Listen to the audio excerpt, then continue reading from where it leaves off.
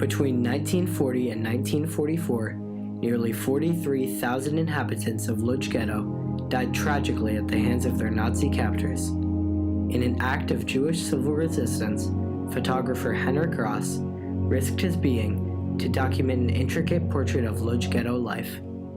Despite the evil behind this unthinkable tragedy, the nearly 4,000 photographs Ross left behind prove that the human spirit can forever triumph.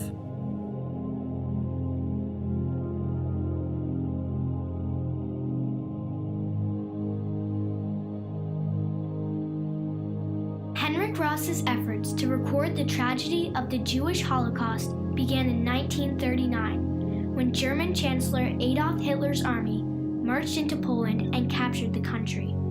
To control the Jews, the Nazis systematically rounded up Polish Jews and placed them in ghettos, fenced off from the world.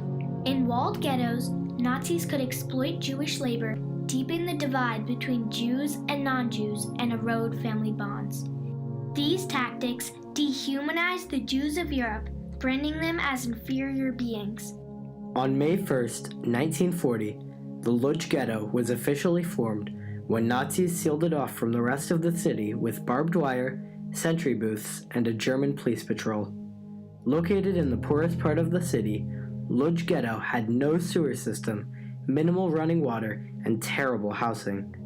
Soon after the formation of the ghetto, the Jewish government hired photographer Henrik Ross to photograph the productivity of the ghetto workshops and take identification photos.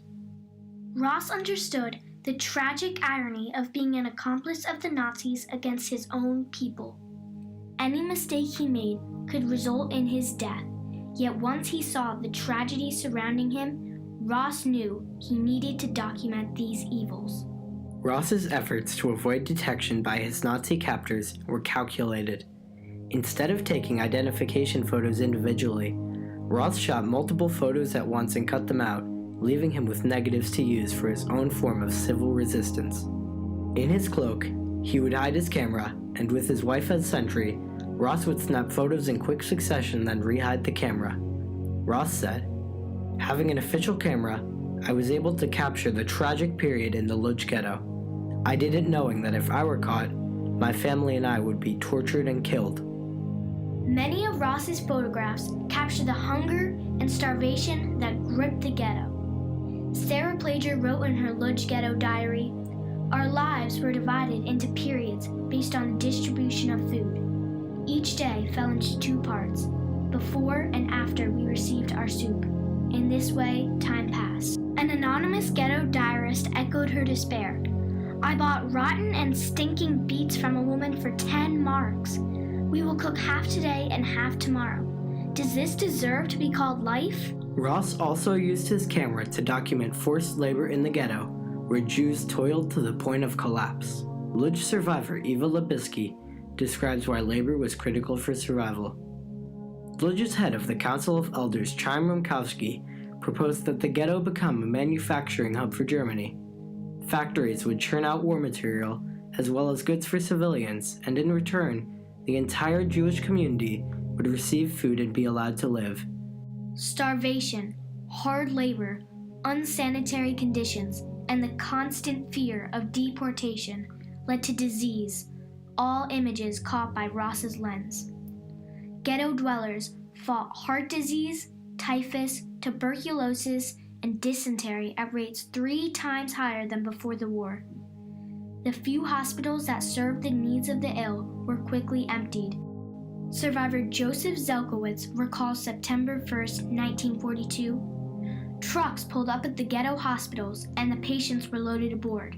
Onlookers' eyes opened wide and puzzled questions poured forth from their mouths. Why are they throwing patients into the trucks like hunks of meat? Where are they taking them?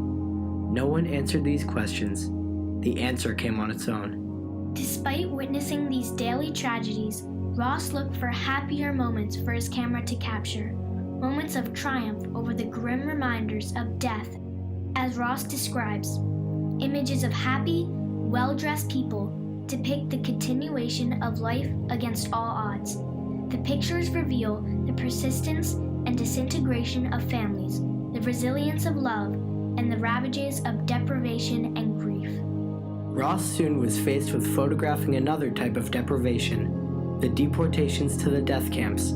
Elder Rumkowski's address to parents in the ghetto was the consequence of the Germans' demand that 20,000 Jewish children be handed over for deportation.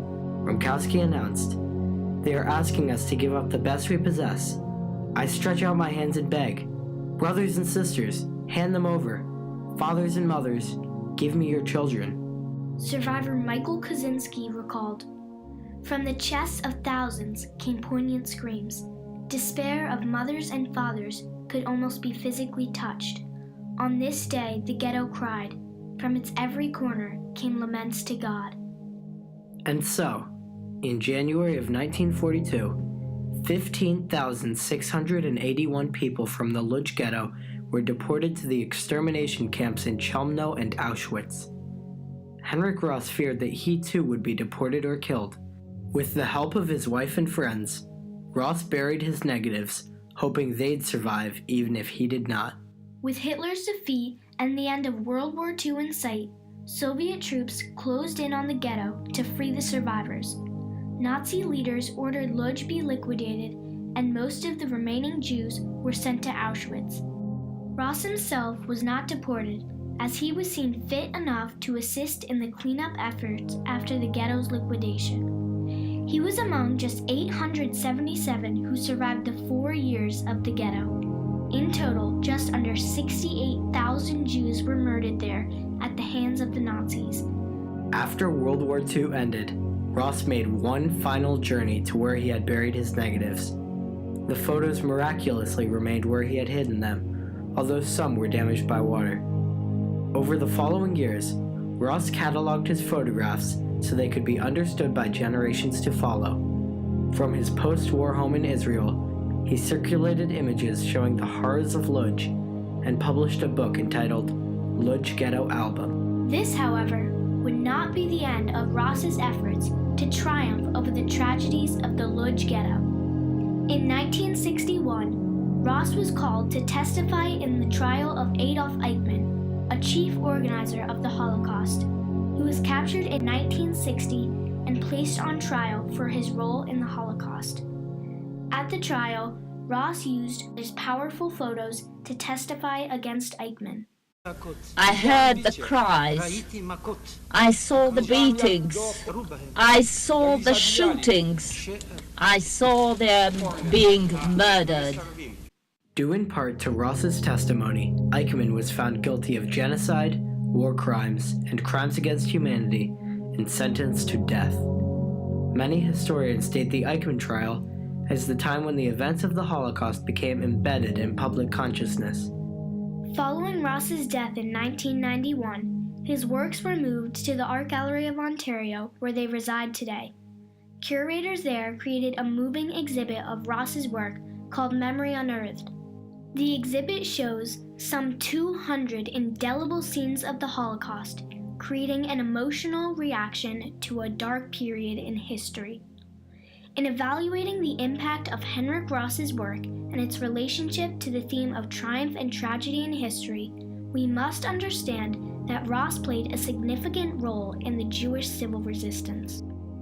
As the Jewish Voice states, Ross's photographs ask us to acknowledge the complexity of life in the Lodz ghetto, the suffering, the birthday parties and wedding celebrations, the violence written onto bodies, the shrinking of life to fit a constricted zone, and the human insistence on building relationships and maintaining a sense of normal life.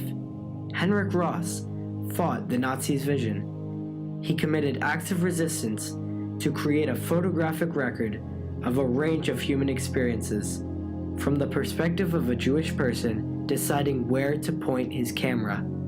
It is that vision that is his triumph, and a grim reminder to us all. Never allow such atrocities and injustices to occur again.